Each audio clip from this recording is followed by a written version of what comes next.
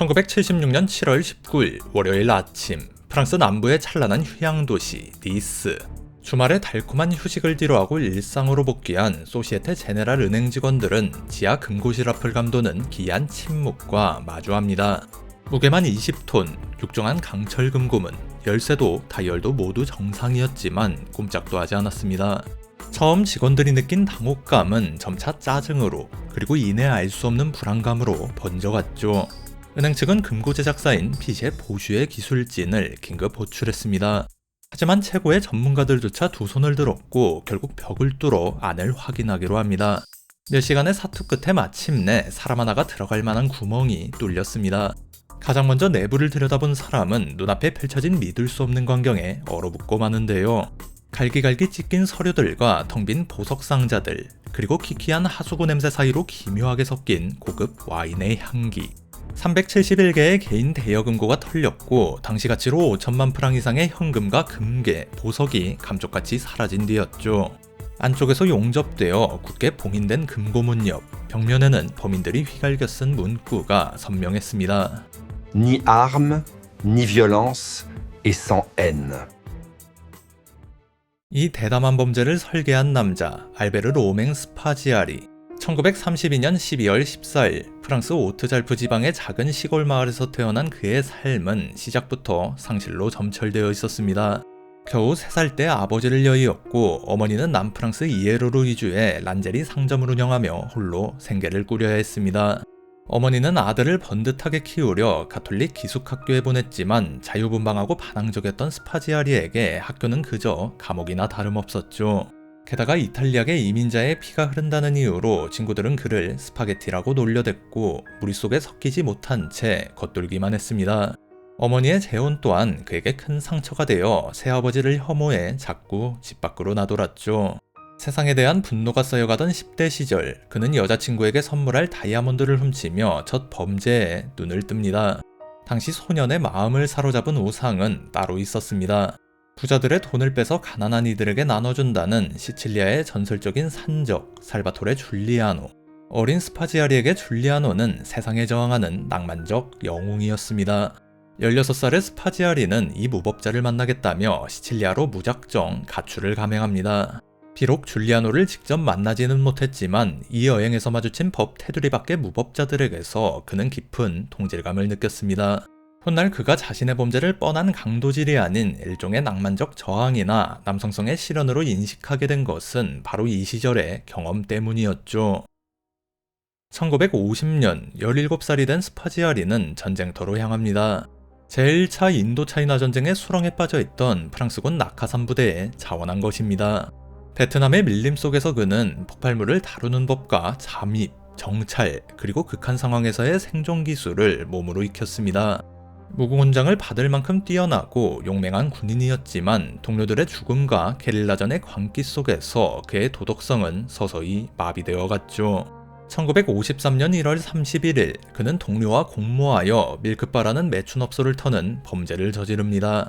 군사재판에서 업소가 먼저 자신들을 속였다고 항변했지만 법원은 그에게 5년의 중노동형과 20년의 인도차이나 거주 제한을 선고합니다. 아이러니하게도 이 수감 생활 덕분에 그는 프랑스군이 괴멸적인 타격을 입었던 디엠비엠프 전투에 참전하지 않아 목숨을 건질 수 있었죠. 불명의 제대와 함께 프랑스로 송환된 스파지아리는 마르세유의 악명 높은 보메트 교도소에 수감됩니다.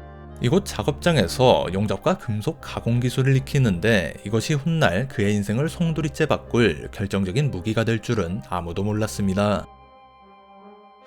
1957년 모범수로 감형받아 출소한 스파지아리는 어머니가 있는 이에르로 돌아와 평범한 삶을 꿈꿨습니다. 간호사인 오디와 결혼하며 안정을 찾는 듯 했고 잠시 세네갈 다카르로 건너가 금고 제작사인 핏의 보슈지사에서 근무하기도 했습니다. 그곳에서 금고를 설치하고 수리하는 작업을 수행하며 은행 보안 시스템의 허점과 금고의 취약점을 완벽하게 배울 수 있었죠. 1960년 세네갈 독립 과정에서 다시 프랑스로 귀국했을 때 프랑스는 알제리 전쟁으로 내전 직전의 혼란에 빠져 있었습니다. 드골 대통령이 알제리의 독립을 용인하자 이에 반발하는 군부 강경파와 우익 세력은 비밀 군사조직 OAS를 결성해 무장 투쟁을 시작했습니다. 식민지 상실에 대한 배신감과 우익사상에 젖어있던 참전용사 스파지아리에게 프랑스형 알제리 사수라는 구호는 자신이 있어야 할 새로운 전장이었습니다. 그는 OAS 비밀요원으로 활동하며 드골 암살을 기도한 뿌띠 클라마르 사건의 배우들과 교류했고 빌 프랑스 슈르메르의 비밀 선전물 인쇄소를 운영하다 1962년 2월 체포되어 4년형을 선고받습니다. 그렇게 다시 찾은 보메트 교도소에서 그는 중요한 자산 2가지를 얻습니다. 첫째는 목숨도 걸 수 있는 극우 정치 세력과의 끈끈한 유대, 둘째는 르 밀리우라 불리는 마르세유 거대 범죄 조직과의 인맥이었습니다. 또한 옥중에서 첫 자서전, 야만인들과 함께 웃지 마라를 집필하며 자신을 시대를 잘못하고 난 전사로 포장하는 작업에 몰두했죠. 1960년대 후반 출소한 스파지아리는 니스 인근의 배조된 레 잘프에 정착합니다. 그는 아내 오디와 함께 용병과 파시스트들 사이에서 유행하던 노래 제목을 딴 레조와 소바주라는 빌라에 살며 평범한 사진관주인으로 자리 잡았습니다. 니스 시청의 결혼식 사진 촬영을 전담하면서 자크 메드생 시장을 비롯한 지역 유지들과 친분을 쌓았고 겉으로는 성공한 중산층 자영업자로 살아갔죠. 그러나 속으로 그는 질식할 것 같은 지루함과 매일 싸우고 있었습니다. 결혼식 사진이나 찍으며 늙어 죽을 수는 없다. 밤마다 옛 OAS 동료들과 과거의 영광을 되씹던 그는 세상을 놀라게 할 거대한 한탕을 꿈꾸기 시작합니다. 그 불씨를 댕긴 것은 로버트 플록의 1972년 소설 더 루프홀이었습니다. 하수구를 통해 은행을 터는 이 소설의 내용을 니스에서 현실로 재현하기로 결심한 것입니다. 그는 시장과의 친분을 이용해 시청 공공사업부서에서 하수도 지도를 입수했고 시내를 흐르는 파이용강과 연결된 하수관이 소시에테 제네랄은행의 지하금고 벽면과 맞닿아 있다는 사실을 발견합니다. 니스의 부자들이 가장 신뢰하는 철옹성 같은 은행이었죠. 확신이 선 스파지아리는 직접 고객으로 위장해 금고 하나를 임대했습니다. 안으로 들어가 금고의 구조와 구멍을 뚫기에 적절한 위치를 파악했고 보안 시스템을 테스트하기 위해 금고 안에 시끄러운 기계식 알람 시계를 넣어두고 한밤중에 울리도록 설정했죠. 다음날 아무 일도 없었다는 듯 은행을 방문한 그는 경보가 울리지 않았다는 사실을 확인하고 회심에 미소를 지었습니다. 은행 측은 1m가 넘는 두께의 콘크리트와 강철벽을 맹신한 나머지 진동 감시 센서나 음향 탐지기를 설치하지 않았던 것입니다. 거대한 토목공사를 위한 비전은 완벽했지만 정작 땅을 파낼 인력과 장비가 부족했습니다. 스파지아리는 감옥에서 얻은 2부류의 인맥을 소집합니다. 첫 번째는 옛 OAS 동지들, 전직 군인 출신인 이들은 작전의 규율과 전략을 수립했습니다. 두 번째는 마르세유 갱단, 굴착 작업과 장비 조달, 훔친 물건 처분을 위해 암흑가의 거물, 가에타노 잠파의 조직원들을 섭외했습니다. 군인과 갱단, 이질적인 이 혼성부대는 작전 내내 서로 으르렁댔습니다. 규율을 목숨처럼 여기는 군인들과 달리 갱들은 자유분방했고 오직 이익 배분에만 혈안이 되어 있었죠. 스파지아리는 보안을 위해 작업 중 술과 커피를 엄격히 금지했고 피로누적으로 인한 실수를 막기 위해 교대 근무자에게 최소 10시간 수면을 강제로 명령했습니다. 갱단원들은 사진사 주제에 대장 노릇을 하려든다며 투덜댔지만 스파지아리의 카리스마와 거액의 목표 앞에 입을 다물 수밖에 없었죠. 1976년 5월부터 시작된 굴착 작업은 그야말로 생지옥이었습니다. 그들은 무거운 장비와 30여 개의 아세틸렌 가스통을 짊어지고 무릎까지 차오르는 하수구 오물속을 통과해야 했습니다. 수십 차례나 말이죠. 특히 마지막 8m의 단단한 콘크리트 벽을 뚫는 과정에서는 집안 붕괴의 위험과 유독가스, 그리고 코를 찌르는 악취와 싸워야 했습니다. 스파지아리는 이 작업을 군사작전처럼 지휘했습니다. 판에 늙은 고무보트에 실어 신속하게 배출했고 가스 중독을 막기 위해 강력한 환기팬을 가동했습니다. 전기는 인근 지하주차장에서 몰래 끌어와 환하게 조명을 밝혔죠. 지옥 같은 작업 속에서도 그들은 나름의 낭만을 챙겼습니다. 사기 진작을 위해 셰프 출신 조직원이 만든 따뜻한 수프와 고급 요리가 터널 안으로 공수되었고 벽에는 잡지에서 오려낸 여성들의 나체 사진을 붙여놓고 낄낄거리기도 했습니다. 물론 위기의 순간도 있었습니다. 대통령의 니스 방문 일정으로 도시의 보안이 대폭 강화되었을 때 모든 흔적을 감추고 숨죽여야만 했죠. 하지만 지하 깊은 곳, 이들이 파내려간 욕망의 터널은 끝내 발각되지 않았습니다.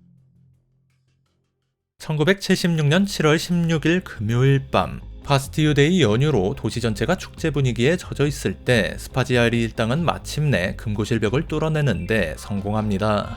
콘크리트 벽이 무너져 내리고 내부를 막고 있던 5톤짜리 철제 캐비넷을 유압잭으로 밀어내자 그들은 서로를 끌어안으며 승리의 환호성을 질렀습니다.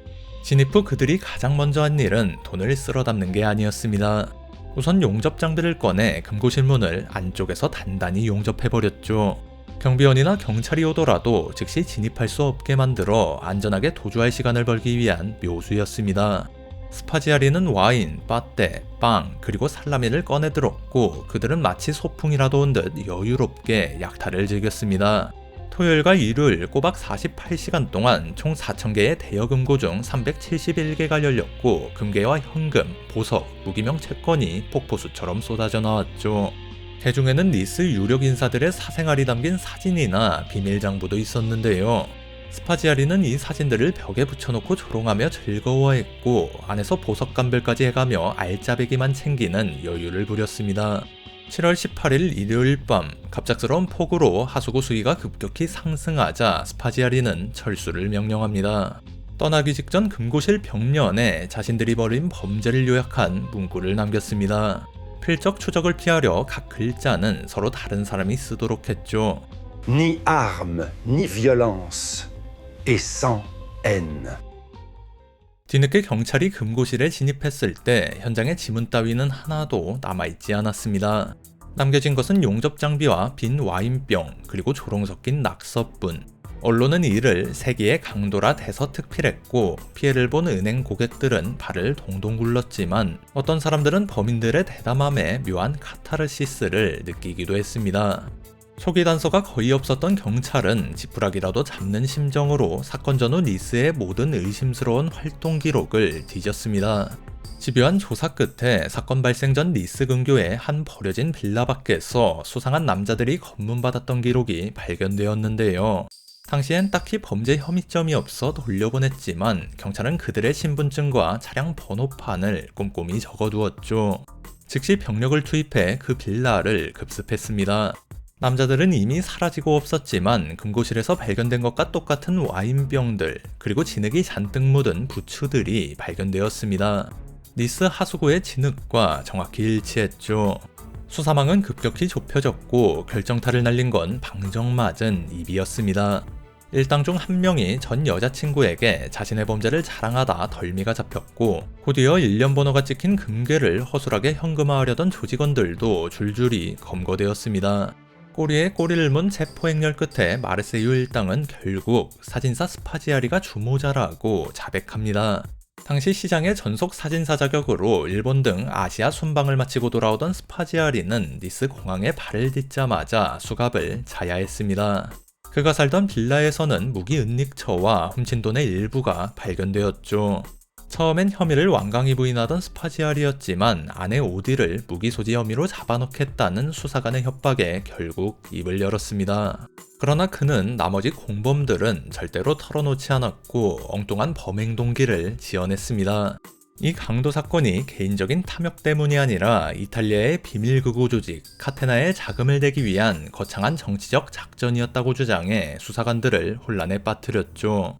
또 현장 검증 과정에서는 여유롭게 너스레를 떨기도 했는데요.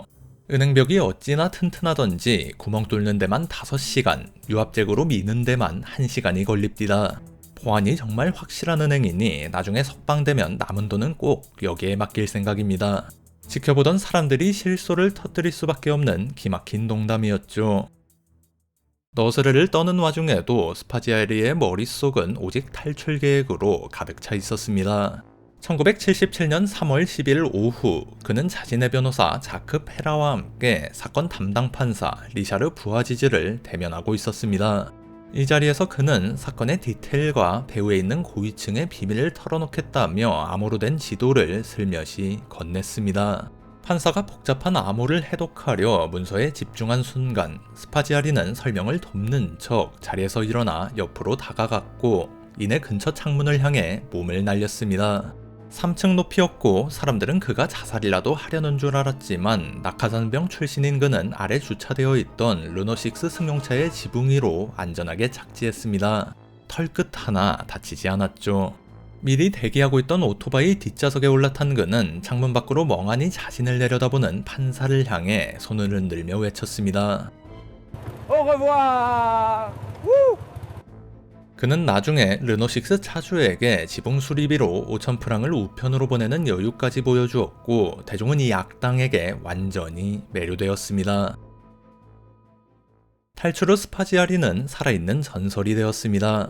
법원은 걸석 재판으로 그에게 종신형을 선고했지만 그는 이미 성형수술로 얼굴을 바꾸고 남미로 사라진 뒤였죠. 아르헨티나와 칠레를 오가던 그는 국제적인 음모의 중심에 서기도 했습니다. CIA의 문서에 따르면 그는 다니엘이라는 코드네임으로 칠레의 독재자 피노체트의 비밀경찰과 협력했습니다.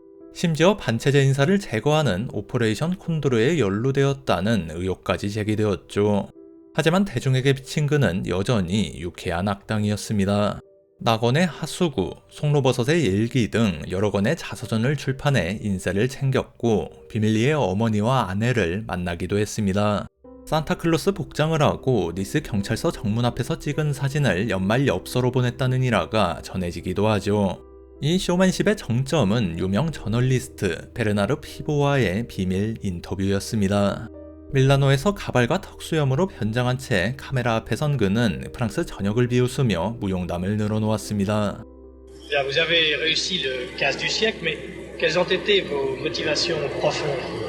Je n'ai pas de motivation familiale ou idéologique qui m'oblige à vivre immobile.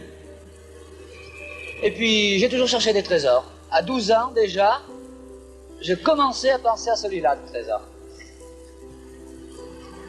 C'est tout. Bien, Albert, vous avez soulagé, entre guillemets, la Société Générale de près de 5 milliards. Tout s'est bien passé, l'évasion, vous êtes tout de même en cavale. Alors maintenant, qu'est-ce qui va se passer? Tu veux dire mes projets? Oui, c'est ça. Mais soit dire ou soit ne pas dire? Les deux, si possible. Ouais, bon, soit dire, ma foi, continuer à fumer des Havanes, boire du Dom Pérignon, avec les plus belles filles du monde, dans les plus beaux coins du monde, et puis de voyager les plus beaux coins du monde, voilà, mes projets immédiats. Un autre, à court terme peut-être, les assises, j'aimerais passer aux assises. Si je trouve une demi-douzaine d'avocats assez enragés, assez fous, pour prendre le contre-pied de la justice. Si vous l'avez remarqué, les avocats jouent le jeu de la justice. Ils marchent avec la loi, exactement comme les procureurs. Si j'en trouve 6 d'accord pour aller contre la loi, j'accepte de passer en justice. Et si entre-temps, j'essaierai de ne pas me faire prendre. À me faire prendre, je préfère que ce soit au 24e étage d'une tour. Finir bien. comme un parachutiste. Comme un parachutiste. 1980년대 후반 화려했던 도피 생활도 끝이 보이기 시작했습니다. 공범 여럿 가 나눈 자금은 바닥을 드러냈고 후도함에 걸려 호탕하게 떠들던 목소리마저 잃어가고 있었습니다. 이탈리아 알프스 벨루노의 외딴 농가, 그는 그곳에서 마지막 년인 에밀리아와 함께 은둔하며 생애 마지막을 준비했습니다. 1989년 6월 8일 알베르 스파지아리는 56세 나이로 조용히 눈을 감았습니다. 그의 마지막 소원은 어머니 곁에 묻히고 싶다는 것이었죠. 에밀리아와 친구들은 시신을 캠핑카에 싣고 국경을 넘는 최후의 작전을 감행합니다. 6월 10일 아침 스파지아리의 시신은 어머니 집 앞에서 발견됩니다. 경찰은 죽은 자에게 수갑을 채울 수 없었고 그는 결국 고향 라라뉴 몽틀랭의 땅에 묻힐 수 있었습니다. 그가 죽고 21년 뒤인 2010년 이미 굳어진 전설에 균열을 내는 목소리가 등장합니다. 마르세유 갱단 두목 출신의 자크 카산드리가 회고록 니스 강도 사건의 진실을 통해 자신이 그 사건의 진짜 주동자라고 주장하고 나선 것입니다. 카산드리의 주장에 따르면 스파지아리는 그저 경찰의 시선을 끌기 위한 얼굴마담에 불과했으며 그가 끝까지 침묵한 건 의리가 아니라 보복에 대한 두려움, 그리고 혼자 영웅이 되고픈 명예욕 때문이었다는 겁니다. 카산드리는 강도 사건의 공소시효가 지났다고 믿고 책을 냈으나 수사당국은 시효가 남아있는 범죄수익 은닉 혐의를 적용해 수사에 착수했습니다. 수사 결과 그의 신고소득으로는 도저히 설명할 수 없는 막대한 재산이 드러났고 궁지에 몰린 카산드리는 변명을 늘어놓았습니다. 코미디언처럼 보일 거란 걸 알지만 제 책은 그저 허세 섞인 소설일 뿐입니다. 그는 결국 유죄를 선고받았고 2022년 1월 코로나로 병원 중환자실에서 생을 마감할 때까지 지루한 법정 공방을 벌여야 했습니다. 하산드리의 주장은 스파지아리에 대한 세상의 평가를 엇갈리게 만들었습니다. 과연 그는 천재적인 범죄 설계자였을까요? 아니면 그저 말재주 좋은 몽상가였을까요? 분명한 것은 스파지아리가 대중을 상대로 구축한 매혹적인 신화는 이미 사실 여부를 떠나 확고한 역사가 되었다는 점입니다. 범죄를 예술의 경지로 그리고 정치적 퍼포먼스로 승화시킨 희대의 스토리텔러 알베르 스파지아리. 그가 남긴 무기 없이, 증오 없이, 폭력 없이라는 문구는 여전히 니스 하수구 어딘가에 그리고 사람들의 기억 속에 유령처럼 떠돌고 있습니다.